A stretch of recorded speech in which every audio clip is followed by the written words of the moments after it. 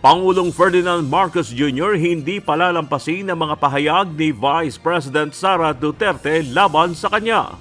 Kung ganun na lang kadali ang pagplano sa pagpatay ng isang presidente, paano pa kaya ang mga pangkaraniwan na mamamayan?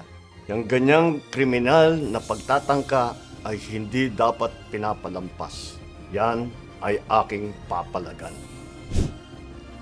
House Speaker Martin Romualdez itinanggi ang paratang ni Vice President Sara Duterte na sinisira niya ang pangalan ng pangalawang Pangulo dahil sa ambisyon sa politika. Now, let us address another serious matter. The Vice President's unfounded and baseless accusations that I am plotting to destroy her because of alleged political ambitions for 2028 elections.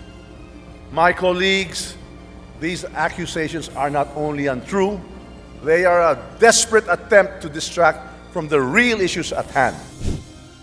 Detention period kay Office of the Vice President Chief of Staff Attorney Zulaika Lopez pinalawig sa 10 araw ng House Committee on Good Government and Public Accountability.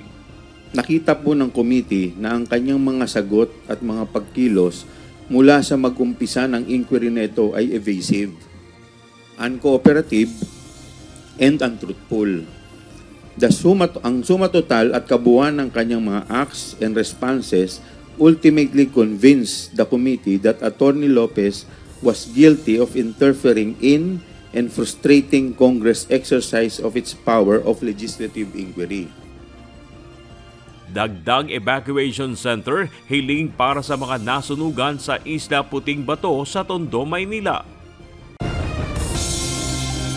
Vice President Sara Duterte nasilbihan na ng sabina ng National Bureau of Investigation kaugnay ng mga naging pahayag kina Pangulong Ferdinand Marcos Jr.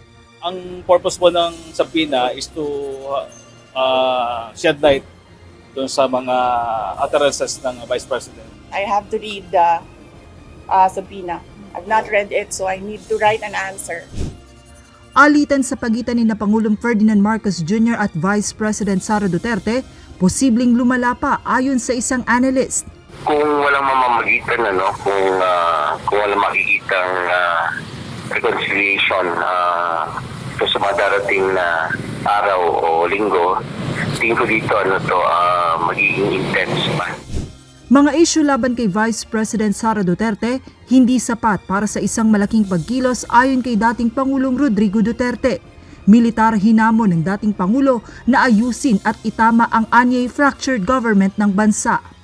Pero maliit na bagay masyado yan para sabihin mo ng gulo. Wag. Alam ko yan kasi na presidente ako.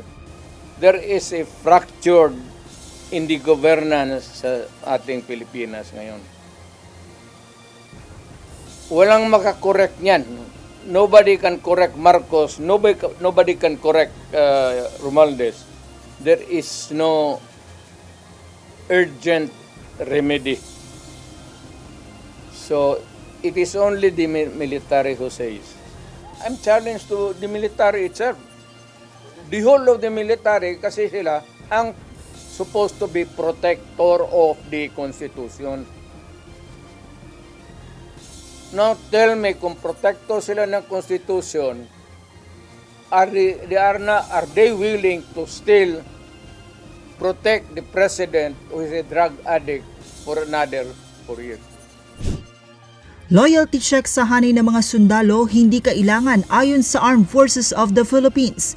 Our Chief of Staff has already stated that he trusts that each soldier will perform its mandate accordingly and remain professional. Ilang POGO workers lumipat na umano sa Visayas at Mindanao at nakapagparehistro sa SEC bilang business process outsourcing ayon sa Presidential Anti-Organized Crime Commission. Dahil po sa active ang PAOK dito po sa area ng Luzon area, we found that most of the POGOs are now in several areas of Visayas and even in Mindanao, ma'am. Okay. Nandun na po sila ngayon. Vice President Sara Duterte at security escort nito sinampahan ng reklamong direct assault, disobedience at grave coercion ng Philippine National Police. Nobody is above the law. So kung meron paglabag, ay ating sasampahan ng kaso. Ilang military personnel na nagbabantay kay Vice President Sara Duterte pansamantalang papalitan upang imbestigahan ayon kay Armed Forces Chief of Staff General Romeo Bronner. The reason why we are doing this is because we received a subpoena from the Philippine National Police, no? At iimbestigahan yung mga members ng VPSPG. Hindi pa namin alam yung specifics nung kaso, no, or yung investigation.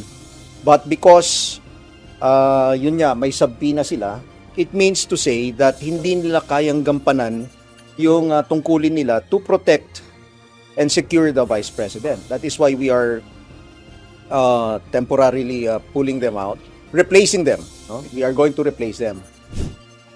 Disbarment complaint inihain sa Korte Suprema ni Presidential Advisor on Poverty Alleviation Secretary Larry Gadon laban kay Vice President Sara Duterte. Secretary Gadon nagbanta ng impeachment laban sa Supreme Court Justices kapag binaliwala ang kanyang reklamo. Kung hindi nila i-impeach ay i-disbar si Sara dahil dito, I will file an impeachment case against all of the justices dahil hindi nila tinutupad ang kanilang tungkulin. Apollo Kibuloy inilipat na sa Pasig City Jail. Bureau of Jail Management and Penology o BJMP tiniyak na hindi bibigyan ng special treatment ang Kingdom of Jesus Christ leader. Air assets ng Armed Forces of the Philippines ginamit para madala sa pagamutan ang sugatang miyembro ng New People's Army. Nahuli natin siya, sugatan sa bundok, iniwan ng kanyang mga kasamahan. Mabuti, sa tulong po ng K9 Battalion, yung aso po natin, nahanap agad siya. Kung hindi siya nahanap, baka hindi namin siya naabot ang buhay.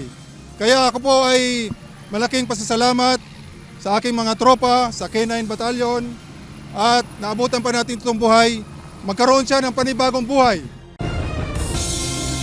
Nakatakdang pagdinig ng House Committee on Good Government and Public Accountability sa kinukwestiyon na paggamit sa confidential funds ng Office of the Vice President at DepEd, kinansela para bigyang daan ang pagharap ni Vice President Sara Duterte sa NBI.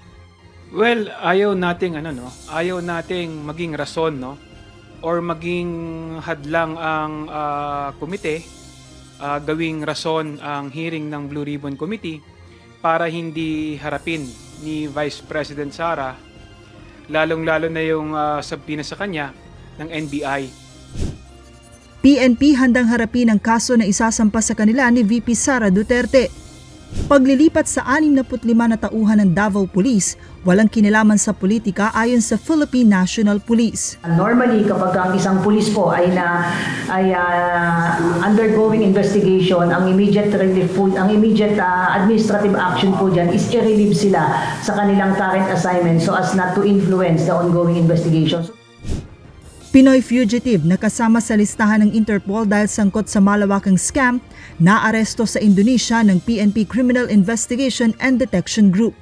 We just implemented a warrant, various warrants actually, several warrants, tens of warrants against Mr. Pantoliano is involved, who was accused of scamming, duping several persons of large amounts of money since last year pa.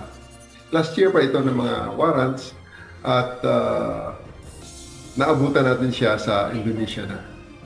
With the help of the Indonesian police, we were able to arrest him and have him extradited. Vice President Sara Duterte hiniling sa National Bureau of Investigation na i-reschedule na lang ang pagdinig sa umano'y pagbabanta niya kay Pangulong Ferdinand Marcos Jr. Apparently, the Vice President ay late na niya nalaman na canceled ang kanyang appearance before the House Committee hearing. So, Tapos hindi na siya nakapunta dito and ask for a resetting. Planong pagsasampa ng impeachment complaint laban kay Vice President Sara Duterte, hindi susuportahan ni Pangulong Ferdinand Marcos Jr. What will happen to if somebody files an impeachment? It will tie down the House, it will tie down the Senate, it will just take up all the time, and for what? For nothing. Sir, have you reached the point of no return, you and VP Sara, sir? Never say never. Bureau of Immigration mahigpit na nakikipag-ugnayan sa local enforcement agencies at PAOK para matiyak na aalis lahat ng foreign POGO workers sa December 31.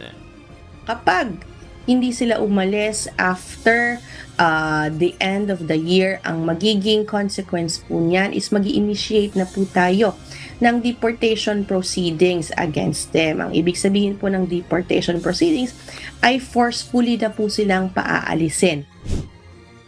Posibleng pag-take over ng ombudsman sa investigasyon kay Vice President Sara Duterte ererespeto ng Department of Justice. Nag-communicate na po ako para hindi po through media but directly po sa opisina niya. Wala pong problema. Ako po ay rumerespeto. Ganun lang po. At PUB franchise consolidation, tuluyan ng isinira ng Department of Transportation. Humabol na 10,000 operators sa extended deadline, itinuturing na tagumpay ng DOTR. Hinanap pa natin yung talagang gusto, and today, the last day, and the program for the Filipino commuters, tuloy-tuloy po ito.